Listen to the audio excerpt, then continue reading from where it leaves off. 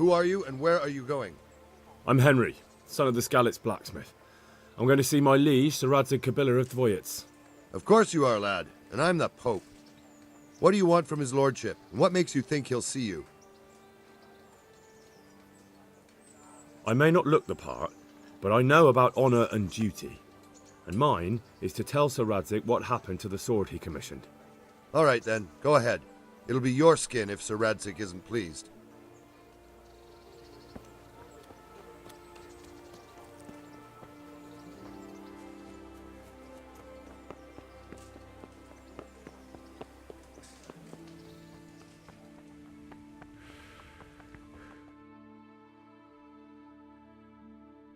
Could that be the smith's son, Hal? On my soul, it is him. What are you doing here, lad? We thought you were done for. Bandits attacked me in Skalitz. And why, for God's sake, did you go back there? Who else but cutthroats and bandits did you expect to find? I needed to bury my parents. Oh, I see. Your father fought like a lion. I'm sorry. He saved my life. And not just yours. He was a good man, and you did right to bury him. I didn't even manage that. I failed to save him or put him to rest. And just what could you have done at Skalitz? If you tried to fight, the both of you will be dead. He gave his life for yours, Hal, so you'd better make good use of it. You're right.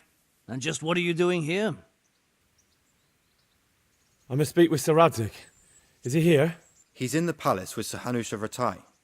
They're feasting in the Knight's Hall. What do you want with him? My father made him a sword.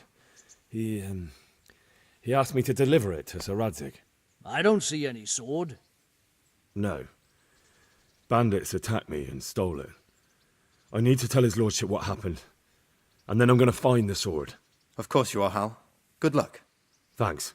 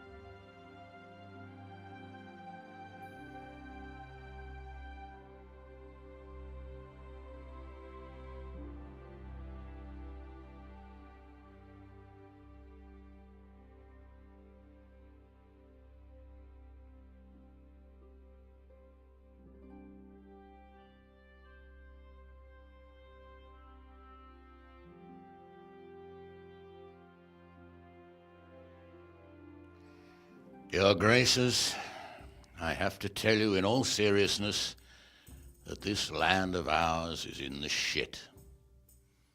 Deep fucking shit. Don't you agree? I might not have put it as eloquently as you, Hanush, but I've been driven out of my own castle, so I'm hardly going to disagree. Indeed. But Birkstein is yours for as long as you need it. There's room enough for your men and you here at Rattay, and I'm sure my ward won't have any objection to me lending you his castle. I'd be honoured. Perkstein is at your disposal as long as you wish, Your Grace.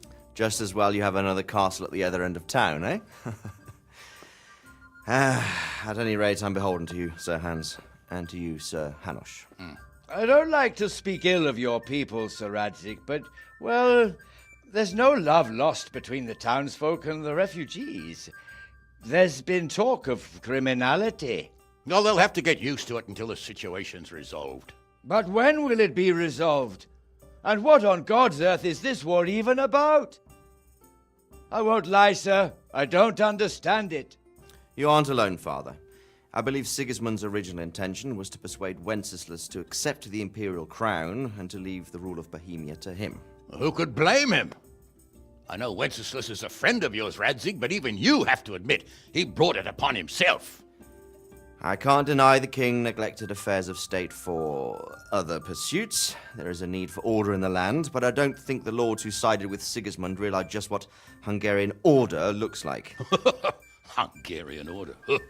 What concerns me, sir, is how a good Christian could resort to such brutality. To give him his due, I don't think he expected the lords of this country to stand behind the king. But thanks to him, we're tearing ourselves apart, and now he has to get things under control. But why in God's name does he have to use those barbarians? Money is the root of all evil, young sir. Wars are costly, and this one has dragged on for a year. Sigismund ran out of coin for knights, so he recruited those whore sons that settled in Hungary. The less he pays, the more they make up for it with plunder. That's why he attacked us. He was after our silver. What are you doing? You've no business here. Clear off. Wait, it's Henry. Henry, who disappeared after I clearly ordered him to remain at Taunberg. I'm sorry, sir, but I had to bury my parents. Had to? Do you think you were the only man who lost someone there? But the others listened to their lord. And it wasn't just your own life you nearly threw away. So Robard and his men risked theirs to save you. I'm sorry, but I had to. Oh, there you go. When you have to, Radzik. Your father was a remarkable man, and your mother, she was remarkable too. They deserved a Christian burial. Did you manage that at least? No. I was attacked by thieves. I wouldn't be here now if it wasn't for that girl. Girl? The miller's daughter, Teresa. The miller's daughter saved you from the footpads? Well, there's a tale to tell your children. I owe her my life. She distracted them and then brought me to Ratai. But without Sir Robard, we'd both be dead. Oh, that's what I call a good woman. Hang on to that one, lad. Still, it's a great shame your parents are buried in unconsecrated ground. That means purgatory for them. Be quiet, friar. I didn't invite you here to eat me out of house and home and deliver a sermon while you were doing it. If you're so concerned, Father, maybe you should save the innocent souls of these fine Christians yourself. Go to Skalitz and consecrate their graves. I assure you, if you're killed by bandits, your soul will soar straight to heaven, as long as someone buries you in consecrated ground first. If there's anything left to bury, that plump carcass of yours would be quite a feast for the wolves and the crows. And one skeleton looks much like another, so how would we know which were your ordained bones or those of Sigismund's Tartars? Be that as it may, why have you come here? I must get your sword back. Sword? My sword hangs here at my side. No, the sword my father forged for you. One of those thieves stole it from me. They almost killed him and he already wants to go back. Takes after his father, I suppose. Lad, I've lost a castle, a village, silver mines, and a good half of my subjects. Why would I miss one sword? Because it's the last one my father forged, and I promised him I'd deliver it to you. I understand. I'd feel the same way. But prudence is the better part of valor, and a dead man keeps no promises. Aye. The woman had to save his fat from the fire, and now he wants revenge. What kind of fool are you, boy? He's no fool. Henry, you have courage, but you need training, arms, a horse. Or do you mean to beat this thief at dice? No, sir. Please, take me into your service and give me the chance to learn these things. The gall of him! Fled from the enemy, disobeyed your orders, duped Sir Divish, lost your sword, put Sir Robard in danger with his actions, and now he wants a promotion. Sir Capon's right. What you say is certainly true, except for fleeing the enemy. You would have run as well. Believe me. Henry's earned some punishment, but how do you punish someone who's already lost everything, Courage and blind obedience are good qualities for a soldier, but a wise man also appreciates loyalty, perseverance, and determination. Besides, that was a fine sword that his father made. If he thinks he can get it back, I won't turn it down.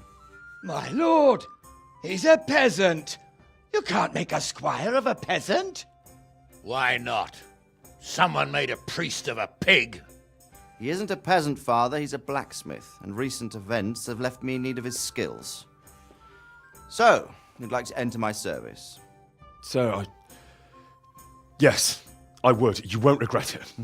Oh, I probably will. I'm doing this for your father, lad. Don't disappoint me. Oh, fortune has finally smiled on you today, lad. Make the most of it. Now that I think about it, Sir Hanush, the boy needs training and experience, and you need spear carriers. That's true. The bailiff is always complaining about your people making trouble in the camp. Maybe one of their own among the guard might help. It might. In any event, it will prove valuable experience. But let's be clear, you're the one paying him. Captain Bernard, see to his training, and then send him to the bailiff. Yes, sir. And don't spare him. You can rely on it, sir. Don't forget, Henry. Don't disappoint me. I won't, my lord.